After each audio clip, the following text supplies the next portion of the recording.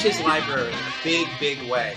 And, I'm sure pretty much every mom and pop video store had at least a couple of them. Mm-hmm. The only ones he didn't have a Beyond the Valley of the Dolls, because it's Fox, right? Yeah, Fox had that. So like a tape that we were very, very, very precious about was Russ Meyer's Beyond the Valley of the Dolls, because it was out of print. Yeah.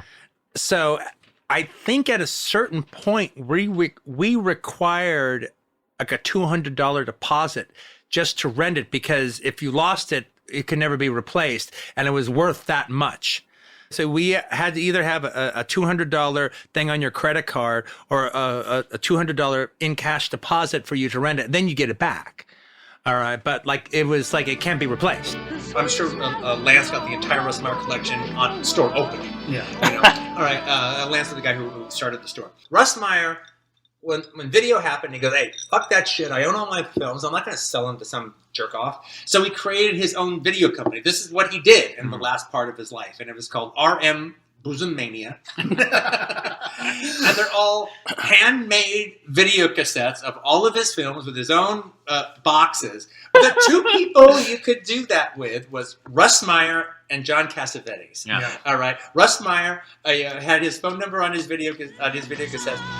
And Russ Meyer does exist in that world of George Romero, where these actors appear that you don't expect to see in other movies. And I doubt Russ Meyer ever used a woman with a boob job in his life. They all had to be out. It's not his MO. 100% Not his MO. pure.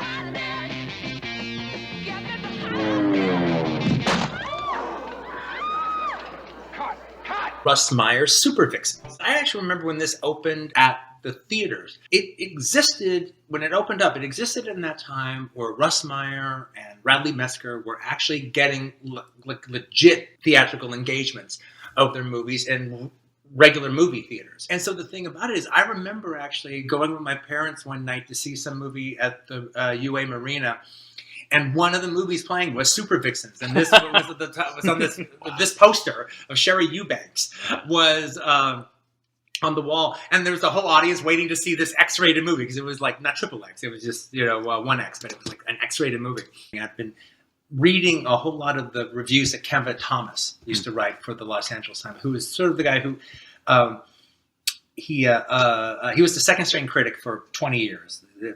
3 different first-string critics. He was always the second-string critic. He reviewed all the foreign films that came out and reviewed all the exploitation movies. Now, two of the people he was the biggest champion of was Russ Meyer and George Romero. I'm re-reviewing all these Kevin Thomas reviews, and then I come across the review for Super Vixens.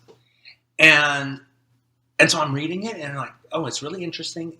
And then he makes this big thing about, and then there's this violent scene that happens. It's just so terrible. It's just so terrible. And it keeps going on, and it's just so awful, and it just completely derails the entire movie. And you can never quite get into it again because it's just so horrific, and it's just so awful. And it's too bad, because up until then the film had this really sense of great spirit, and then the movie tries to get that same spirit again, and it kind of does. It slightly does, but it's marred by how ugly that scene was. Well, I gotta see this fucking movie. I gotta see that scene. That was a fucking commercial to me. Wow. Oh, Dave, that was a fucking rave. I have got to see the scene that's that intense. So I started watching Super Vixens. Now, to let it be known, I'm a huge fan of Russ Meyer, and especially an incredible fan of his technique. What did we watch the other day? It was a Russ Meyer editing. All of a sudden, like, oh my God, they're doing Russ Meyer. I do not appreciate as much when he delved more into camp as he did. But this actually exists on the line, as campy as it is. It exists on the line before he dived headfirst into camp. It is disturbing. There's a potent quality to it. So it still has that violent aspect and that rough quality aspect that his other earlier movies did. But from up on, it's just all ridiculous. But here's the thing about it. Well, it takes place in this weird universe where every woman is named Super. Yeah, it's bizarre. Yeah, the Super Angel, Super Vixen, Super Lorna, Super Rosie, right?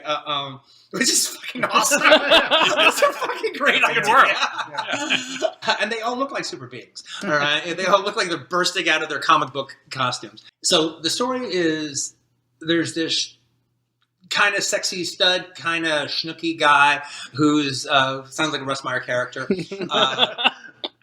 who's works at a gas station as a mechanic, and he's got this wild, vivacious bitch, all right, for a girlfriend named Super Angel, who is like every horrible, sexy battle axe you've ever seen in a movie, like all rolled up into one. And she kind of gives an amazing performance because it just, I've never seen her before. I've never seen her again. And she just dominates every time she comes in screaming. And I like the lead guy too. The lead guy has something. I don't know if I ever needed to see him in anything else again. I don't mean that as a bad way. No.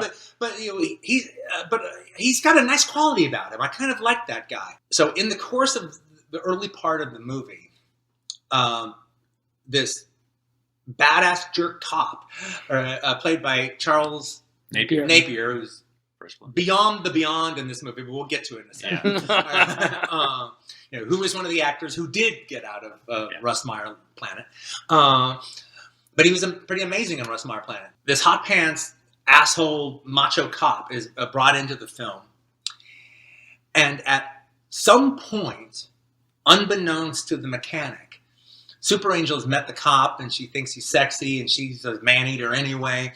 And so she arranges to have an afternoon tryst with him in her house while the boyfriend is out doing his tow truck job. And then what plays out? She ends up, I will admit, she ends up getting murdered, and the rest of the movie is revolving around the murder. Naturally, the tow truck driver comes home, all right, finds the dead body, and everyone thinks he did it. And so now he's on the run. And now the cop, and the only one who, and if the cop can catch him and kill him, then the cop gets away with the murder. So Charles Napier ends up killing the woman because he tries to have sex with her, and he can't pull it off, and she makes fun of him, and he ends up killing her. Okay, that's just a small little description of what happens. The scene plays itself out like one of the craziest one-act plays I've ever seen. It's one of the great violent scenes of the 70s, and the length of it is what makes it so great. The fact that it starts off small, and then it gets more sarcastic, and then it gets crazy, then it gets Tennessee Williams, then it gets beyond that, and the actors are they're knocking it out of the park. They're killing it. And I think this is a violent set piece on par with The Wild Bunch, on par with Straw Dogs, on par with Deliverance. It also smacks of those great Takashi Miike scenes. Mm-hmm. It just goes into another stratosphere. Yeah. But you're on a stratosphere. Your emotions, he's playing your emotions. Every level, he's brought you with him. Yeah. And he's jerking you fucking around. No, I saw it because I was told about it, but if I didn't know about it, I was like, holy shit, what am I watching? Yeah, I still was saying that, and I was prepared. Now, the last half hour is so goofy and so crazy, and I can't really take it seriously. And the last set piece? Oh my God. It's so ridiculous. So ridiculous. That was interesting. No, I agree. No, I like the reincarnated angel. She was really cool. Yeah. I thought that was a neat, crazy, ridiculous idea, and it worked. And Sherry Eubanks is really charming, as the girl. They have a big Dallas premiere, and Russ Meyer's there, and Sherry Eubanks is there, and her family is there. And so they're down up front, and he's towards the back, and they're watching the movie, and she doesn't come in until the whole second half of the film. And so it's just dark, and all of a sudden, a couple of her sexy scenes come up where she's exposed or something, and he just hears her father go, "My God, Sherry!"